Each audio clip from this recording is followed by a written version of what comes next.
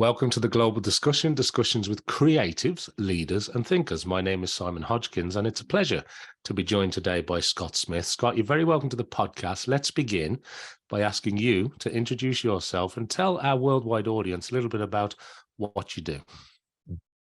Well, what an honor to be here, Simon. Thank you so much. And let's see, D. Scott Smith. I live in Independence, Oregon, so a little town founded in 1845, which on the west coast of the United States is old. In the rest of the world, it doesn't mean much. But anyway, it's a great little town, 10,000 people. We love it. I can walk downstairs. I can walk to everything: bank, post office, coffee, restaurants, all that. That's great. And right on the Willamette River. So beautiful little spot for us here. My official title is that of a motivational listener, and which is a great pattern interrupt. And it's actually a title that I stole from my wife.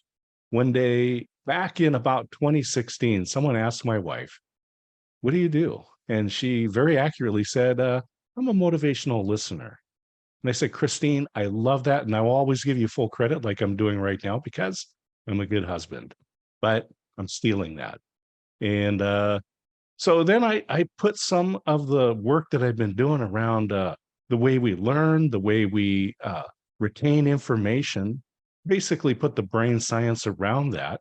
And if you want to ask, what does it mean to be a motivational listener? The goal would be that, Simon, if you and I are having a conversation, my goal as the motivational listener is for you to leave our conversation feeling better about yourself than before we started. Sounds pretty good. Sounds pretty good. And you do an awful lot of this type of work yourself in terms of hosting, speaking, etc. Could you maybe share a little bit about what you do there as well? Sure. Yeah. There's a weekly show that I co-host with Russ Hedge, and it's called The Experience, Live with Russ and Scott. We've been doing that for, I guess, over a couple of years now. And we have two guests per show. We target 30 minutes, but they always go for 40 minutes because we have the most remarkable people in the world on the show, and we always want to talk more. So anyway, we talk about life and interesting stuff and promote because it's just a typical talk show. So The Experience, Live with Russ and Scott, every Wednesday, 7 a.m. Pacific time. Then on the third Friday of the month, I co-host with Alan Hennessy, who's in Dublin, Ireland, the virtual global tea break, which is international networking. And we go for 90 minutes there. We have a unique format, and I'll mention that in a moment, but we actually started this before the pandemic lockdown, which was just fortuitous. And as we got into it, it turned out we needed that type of connection more than ever.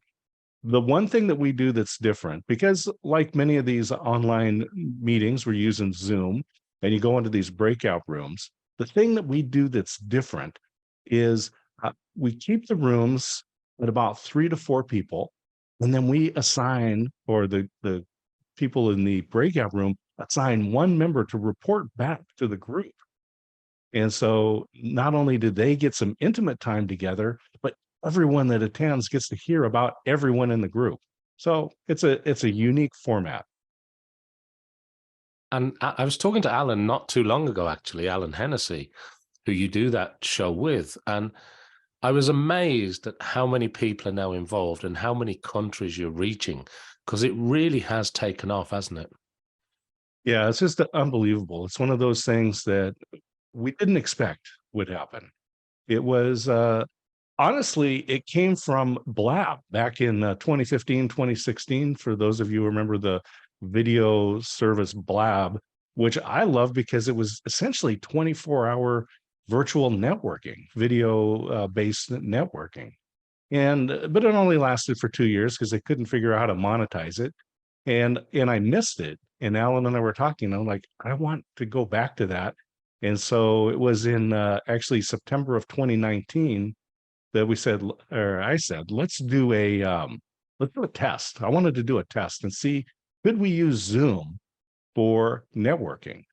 And so sent some messages out.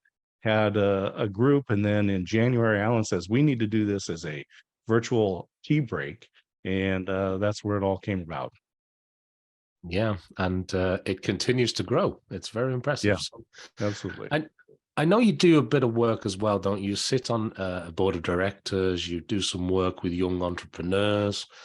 Mhm. You've got things going on like Hello There Human. So there's many assets to the kind of work that you're involved in, but could you maybe shed a little bit of light on that kind of work too for us, Scott? Sure. Yeah. So you mentioned Hello There Human. Uh, we're not really active in that one right now, but the basic concept there really threads through a lot of these types of things. And so the premise that we started there was, in a connected world filled with those longing for connection. And this was actually started a couple of years prior to pandemic. And the concept there was that people need to be connected. And if you're walking through the airport and you're by yourself, but you would see this little token, and we created these characters that or basically look like they're based off the classic alien head, right? The oval shape, almond shaped head with the uh, uh, oval eyes, whatever. Anyway, it was but then overlaid that was like different animals, dog, a cat, bear. Uh, anyway, this koala bear was actually the very first one that we started with. But if you saw someone with that, it just meant that they would be open to a discussion, not a friendship, not a dating site, just a human to human discussion.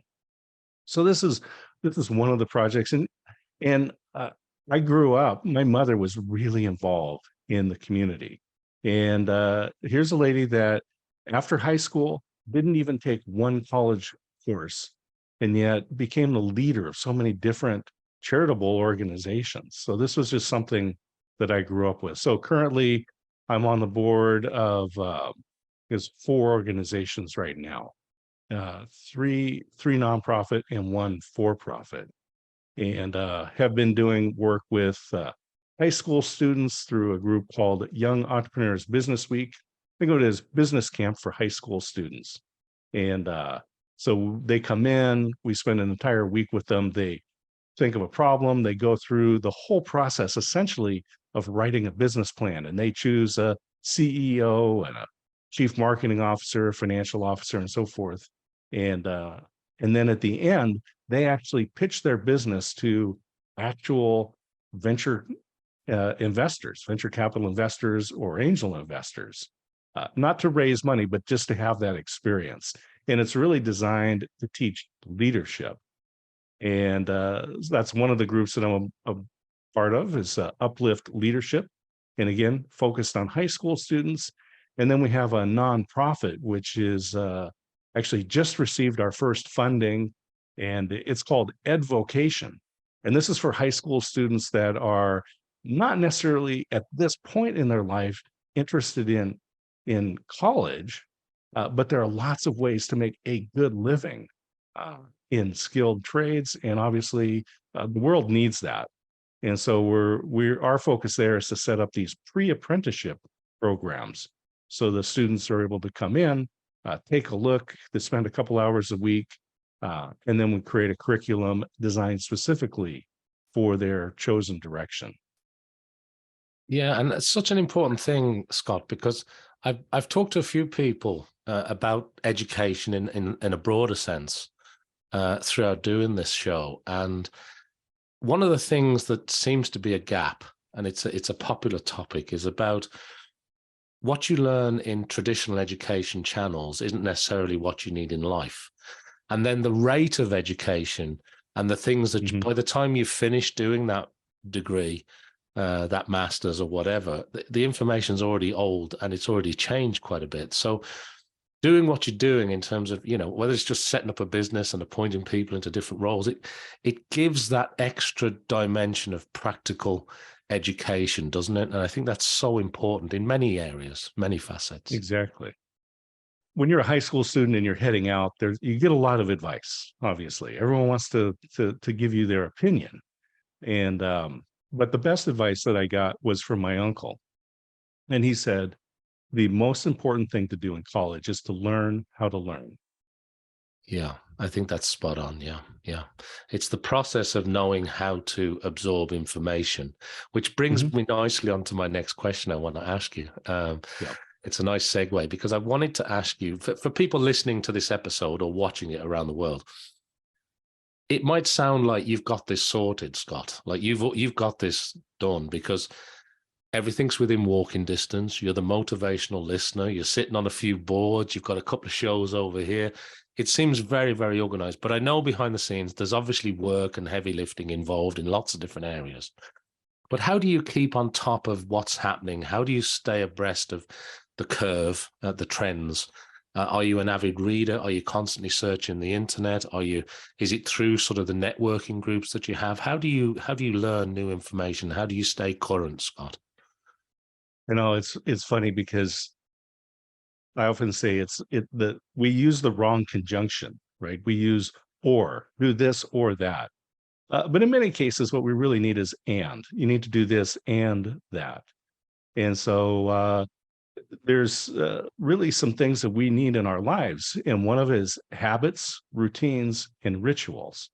And so these are parts of our life that are really important and things that I keep. So habits are things that you do that are triggered by some event, right? So and we want to have more good habits than bad habits, but something triggers us, and then we do a particular action, and we can train ourselves in that. And uh, that is one part. That so habits, and then routines are things that we do the same time in the same order.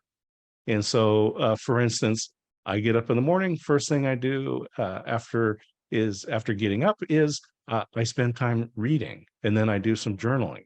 And I found that this is a way that just starts my day, and it's just a routine, right? Habits, routines, and rituals are things that we do that mark a transition. So think about the graduation ceremony, the wedding, some event, right? Someone retires, we have a party. So things that mark transitions. And so as you go through your day, it might be that you're going to follow these three different things. So yeah, that's really important, and I think it's interesting the and the or, right? Or the other way around, the or and the and. I think that's really important advice. Um, the thing I want to ask you though, because you've mentioned the pandemic a few times, some of the Mhm. things that you did were sort of pre-pandemic. But there's a book for people watching this, maybe not for people listening to it, but I'll just describe it. Over your left shoulder or on the right-hand side of the screen, if people are watching this, there's a book. And I know you were involved in a book called Freeze, which really Correct. touches on this, what happens when it all goes wrong. Now, Mhm. I know the pandemic, there's a lot went wrong for lots of different areas, and a lot of people suffered, but there was also some silver linings in there. Well, could you maybe talk a little bit about the book Freeze? Because I know you put a lot of work and effort into that, and Mhm. it does very well on Amazon and the usual places. So could you maybe share a little bit about that with our audience, Scott? Yeah, absolutely. First, give credit to my co-author on this. This is Veronica Jeans. She's written a number of books. Her area of expertise is really in Shopify, but both having a deep business experience, a lot of years together. So we wrote this book. It's called "Freeze in Action in the Face of a Business Crisis: How to React When the Unexpected Happens." And the pandemic, unexpected. A lot of businesses woke up one morning and were told by the governments that their job was non-essential, which I don't think they believed or their families believed, but that's what happened. So what do you do? Now, that's huge, the pandemic, but it could be small things. You could lose a key employee or a key customer, or a service provider that you use changes terms. And these are all things that we maybe aren't prepared for. We can prepare for some things, a power outage or some other disruption. But what happens is you have these these large impacts on your business. And going back to being a motivational listener, I said I put brain science do that. And the same thing comes out in freeze, is we look at, in this case, the amygdala. This is a part of your brain that is commonly called fight or flight. But there's a third part to that, and that is freeze. So when the unexpected happens, we will either fight, flight, or take no action. We will freeze. Now, for your business, that third one is the worst possible thing that you can do. So here's what happened in the pandemic, and again, we can overlay any one of the different types of unexpected events that happens to your business. But during the pandemic, there were people who were railing against the government or other big industries or something, saying they're doing too much or they're not doing enough. They were just fighting, right? Actually, no benefit to their business, but they were just railing against them. There was other ones that I will say ran. These are the people who on their social media were saying, what should I watch next on Netflix? Or should I get Disney Plus? Or these things. They ran away from it. Literally, I saw businesses in my area that put signs up in the window that took it as like some sort of vacation. See you in a couple of weeks. And here we are now, 3 years later, still recovering from this. Right. Now, here's the premise of freeze, is that in every crisis, whether it's localized to your business or it's global like the pandemic, there are opportunities. And so how I took action on this was that the lockdown happened in March of 2020, and immediately was contacted by a friend of mine, his parents have a business. It was involved in trade shows. They were going to lose hundreds of thousands of dollars. And he was asking, do you know about virtual trade shows? Well, happened that I had a friend that had been doing that 10 years earlier. So the three of us get together, and we actually looked at doing virtual fundraisers for nonprofits. So in April of 2020, remember the lockdown is in March, by April of 2020, we had our first contract signed for doing a virtual fundraiser for a nonprofit in Manhattan. Yeah, that's great advice, and it's a great introspective in terms of how you address this, because that fight or flight or freeze, which you don't hear very often, you hear about fight or flight, but I think the book being called Freeze is there's action that you can take, and sometimes people struggle with that, don't they, Scott? Because it seems like there are no options. You kind of get into this sort of downward spiral. And sometimes you need to break that and say, well, actually, what can I do with this? How can I, in inverted commas, pivot, or what can I do to make this into a better environment? And it's not easy. I don't want to pretend it's easy. Some people really struggled, and some industries got really impacted. When you ground international travel and you close countries' borders, of course, people are going to suffer in those particular industries, as an example. But I do speak to people, and I'm sure you do too, like the example you just gave, where they adjusted, they adapted, they maybe got further down a digital transformation corridor than they were planning to, and it sort of acted as an accelerator for them, and they actually thrived through this business crisis. And there's lots of stories like that are coming out now, isn't there? Yeah, exactly. And so this is really what we put in the book. And it's the pandemic. It's maybe your business loses its lease. Maybe it's the current economic impact, rising prices and so forth, right? So these are things that happen. And in the book, we don't just tell these stories. There's actually a method and a process. And the idea is to be prepared for this. So essentially what we do is break your business down into a one-page business model. We use something that I created, I call the value wheel. And this is where we look at 4 different aspects of your business, list those components out, and then go through a process where you actually look at what are the opportunities and threats to this.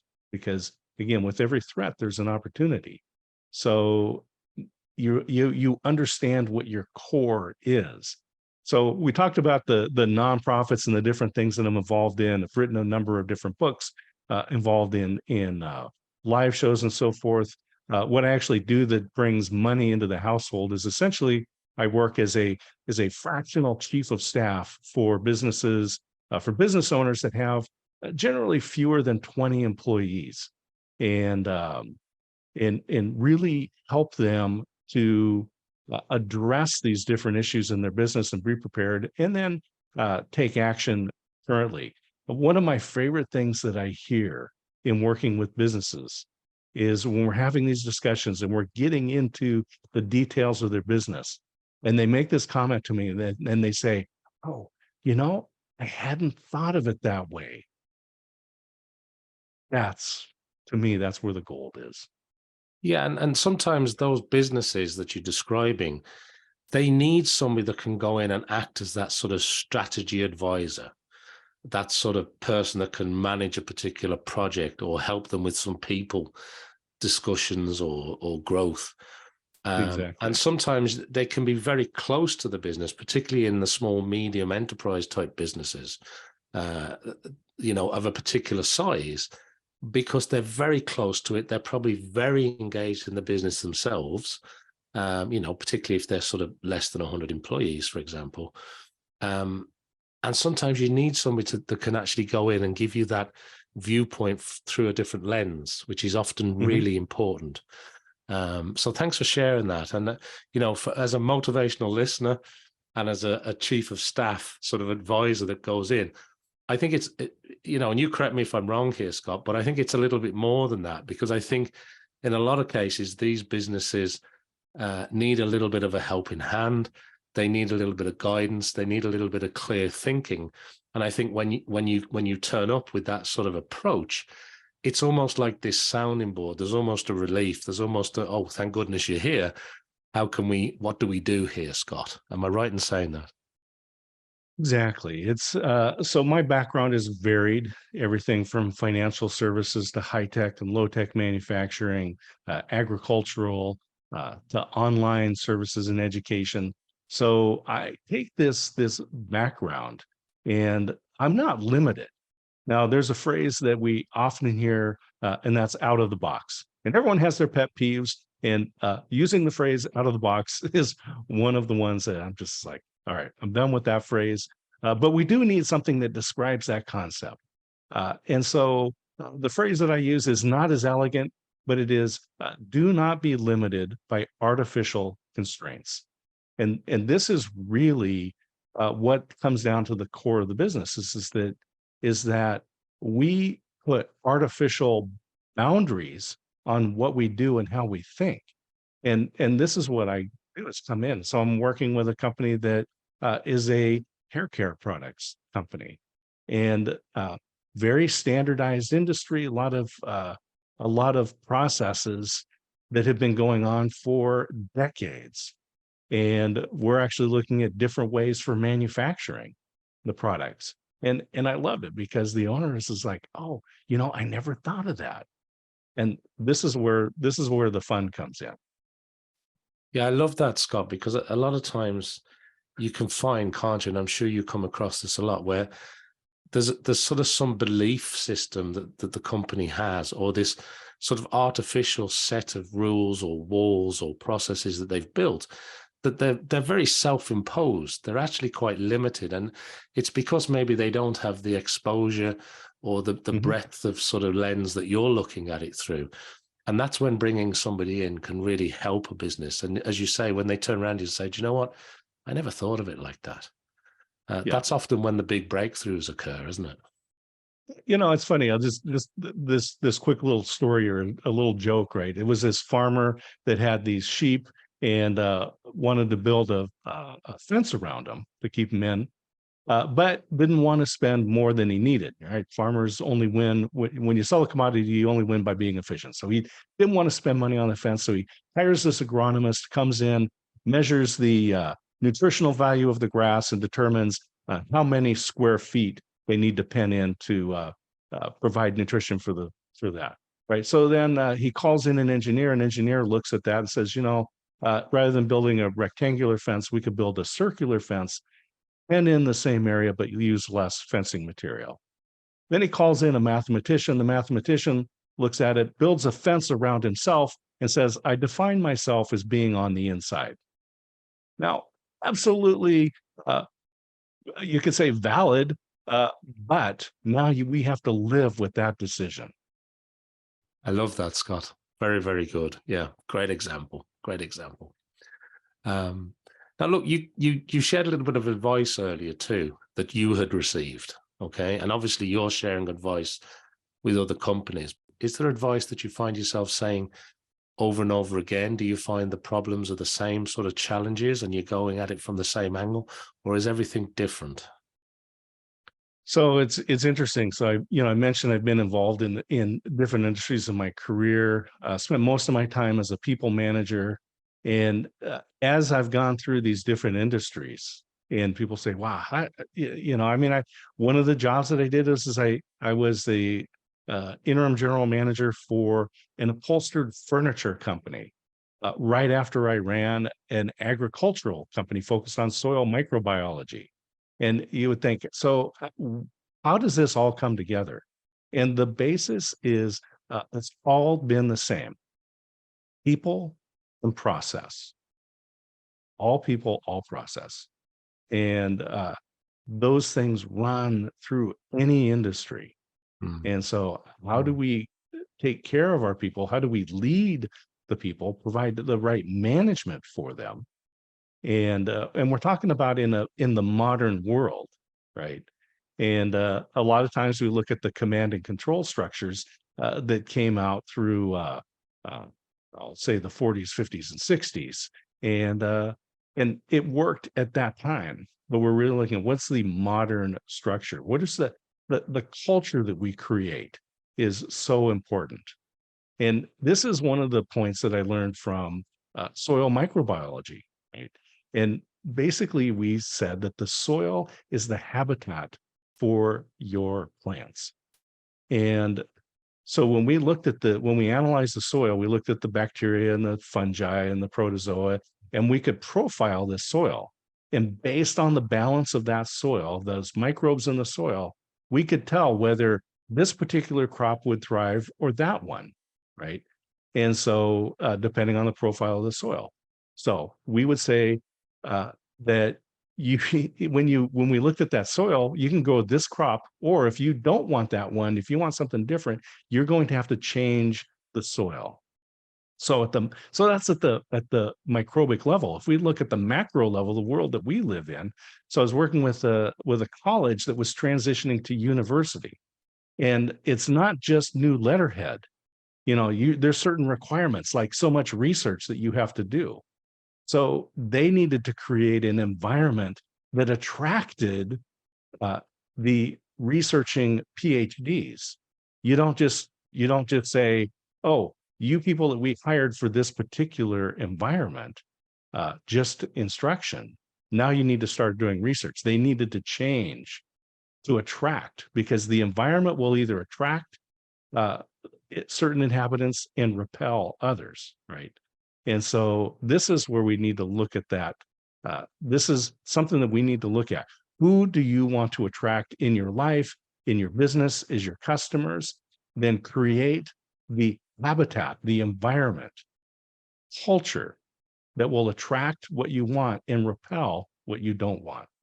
I like that a lot, Scott, and I like people and processes, and it is great when you draw that kind of parallel from two completely different worlds on the face of it, but there are a lot of similarities.